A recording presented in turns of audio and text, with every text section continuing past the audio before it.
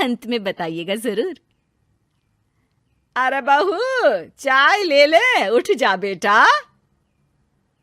अरे मम्मी रहने देती ना, मैं उठ तो रही थी। अरे कोई बात नहीं, खाने में क्या बनाना है वो बता दे। देख लो माँ, कुछ भी जो ये कहे बना लेते हैं। बेटा, मैंने तो जो सब्जी थी वो काट दी है, तू बस रोटियां बना लेना। ये हर रोज सुबह का सीन था ममता के ससुराल का। एक दिन पड़ोसन कहती है, अरे बहन जी, सारा दिन काम करती रहती हो, थकती नहीं क्या आप? बहू क्या करती रहती है सारा दिन? अरे वो भी कुछ ना कुछ करती ही रहती होगी।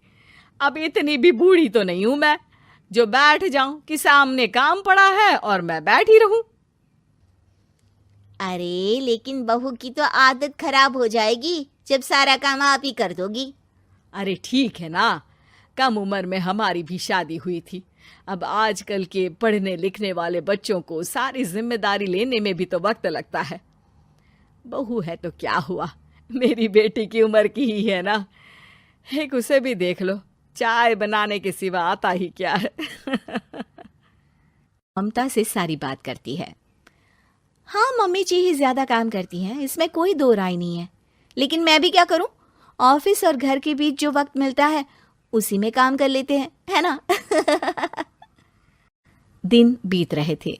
सास बहू के बीच की बॉन्डिंग अच्छी थी, लेकिन जब बहू माँ बनती है तो जो थोड़ा बहुत काम किया करती थी वो भी छोड़ देती है। बहू, ये ले, तेरे लिए बनाया है। इसको खाने से बच्चा और तू दोनों स्वस्थ रहेंगे। ठीक है माँ जी। माँ जी, वो बच्चे के लिए गद्दे जो सूख रहे हैं ना छत पर, जरा ले आइए ना। तभी वहां पति आ जाता है। अरे माँ रुको, मैं ले आता हूँ, तुम मेरा खाना लगा दो। माँ किचन में चली जाती है। पता है, बगल वाली डॉली है ना, वो लोग हमारी साइड के हैं। उसकी सास ने तो उसकी हड्डियों को मजबूत करने वाले लड्डू बनाए हैं। उसे भी बच्चा हुआ है ना। पता नहीं मम्मी जी क्या पानी सा उबाल कर दे देती है, मैं तो बस वही खा लेती हूँ। अरे तो तुम्हारे साइड बनता है तो तुम अपनी माँ से बोल दो, वो बना देंगी। आहा, माँ की तबीयत ठीक नहीं रहती, तुम जानती हो ना, कैसे बनाएंगी वो। अरे क्या हो गया सासू माँ को? कल तक तो फेसबुक में किटी की फोटो डाल रही थी। अच्छा अच्छा, चुप रहिए। डॉली की सास ने मनाया है, तुम लोगों का भी तो फर्ज बनता है। तभी वहां सास आ जाती है। ये ले बहू, गर्म पानी की बोतल, गर्म पानी पीने से पेट अंदर हो जाएगा। नहीं नहीं माँ जी, गर्म पानी पीने से प्यास नहीं बुझती। अरे पी लेना बेटा। वो बगल वाली डॉली को तो जानती है ना, जो तुम लोगों के साइड की है। तेरे साथ ही उसका भी बच्चा हुआ था। बेचारे का कोई ख्याल रखने वाला नहीं, सारा काम करती है और रात में बस एक लड्डू खाकर सो जाती है। पेट तो लटक ही गया है और बच्चा तो कितना कमजोर सा है उसका। अच्छा माँ, क्या बात है, डॉली की ये हाल है? क्यों मैडम, क्या कहना है आपका? अब पता है मुझे, किसी के पास मेरी सास की तरह सास थोड़ी ना है। नहीं नहीं बेटा, ऐसा नहीं है। मेरे लिए तो तुम सभी मेरे बच्चे जैसे ही हो। ममता को समझ में नहीं आता कि वो सास में कैसे कोई बुराई निकाले, क्योंकि हर कोई उससे उसकी सास की तारीफ ही किया करता था। एक रोज ममता के घर उसकी ननद आती है। अरे भाभी, मुन्नी को तो 6 महीने हो गए, आप अभी भी बेड पर हो। आ गई है आप। कैसी हैं बुआ? बच्चा होने के 6 महीने बाद आई हैं आप। भाभी, अमेरिका दूर है ना, तो वक्त लग जाता है। अब इनकी छुट्टी अभी थी तो सभी आ गए। वैसे माँ कहाँ है?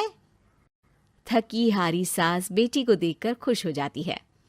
माँ, इस बार तेरा वीजा तैयार है, मेरे साथ चलने को तैयार रहना। हाँ हाँ बेटा, मैं तैयार हूँ। अरे ऐसे कैसे माँ, मैं कैसे मैनेज करूंगी? कैसे मतलब? जैसे मैंने किया अमेरिका में, आप इंडिया में कर लेना। वैसे आपका तो मायका भी पास ही में है ना। हाँ वो तो है, लेकिन वहाँ माँ के पास वक्त नहीं होता। ईश्वर भक्ति में उनका सारा समय चला जाता है। भाभी, बेटी परेशान हो तो माँ का ध्यान आरती में कैसे लग सकता है? समझ में ही नहीं आता। वैसे भी अब माँ को मैं अपने साथ ले जा रही हूँ। माँ को विदेश घूमने का शौक है ना। ममता मन मारकर चुप हो जाती है, लेकिन मन ही मन सोचती है कि वो कैसे सारा काम मैनेज करेगी। पति का खाना, नाश्ता, मुन्ने को नहलाना, धुलाना, फिर रात भर इसके लिए दूध तैयार करना। माँ तो सारा काम करती थी। हे भगवान, ना भाई ना। क्या हुआ भाभी? क्या सोचकर ना भी ना कर रही हो? अरे कुछ नहीं, बस बच्चे के बाद से ही कमज़ोरी ज़्यादा हो गई है ना, तो अचानक से बड़बड़ाने लगती हूँ मैं। अगले दिन ममता अपनी माँ को फ़ोन करती है। राधे राधे। माँ मैं क्या करूँ, मेरी सास तो अमेरिका जा रही है बेटी के पास। अब घर का सारा काम, बच्चा, सब कैसे मैनेज करूँगी। तू आ जाना माँ कुछ महीनों के लिए मेरे पास। अरे ना ना ममता, मेरे बस की बात नहीं है काम धाम। अरे तू तो जानती है ना, मैंने तो तेरे भाई की शादी भी गरीब गांव की लड़की से इसीलिए ही की थी कि वो चुपचाप घर का सारा काम करे। वैसे भी अब तो आदत भी नहीं रही मेरी काम करने की। ममता को माँ पर बहुत गुस्सा आता है। ठीक है माँ, देख लूंगी मैं, लेकिन मेरी मुसीबत के वक्त आप मेरा साथ नहीं दे रही है। अब भूल जाना मुझे। ममता गुस्से में आकर फोन रख देती है और रोने लगती है, लेकिन बेचारी करे भी तो क्या। अब सास और ननद दोनों घर का काम करते। नेहा आराम करती, लेकिन अब आराम में भी उसे चिंता रहती। और फिर वो दिन भी आ जाता है जब ननद का जाने का वक्त आ जाता है। भाभी मैं जा रही हूँ, अपना और मुन्ने का ख्याल रखना। ममता सास को देखती है और गले लगकर रोने लगती है। माँ जल्दी आ जाना। सास मुस्कुराकर कहती है, कहाँ से ममता, मैं कहीं नहीं जा रही।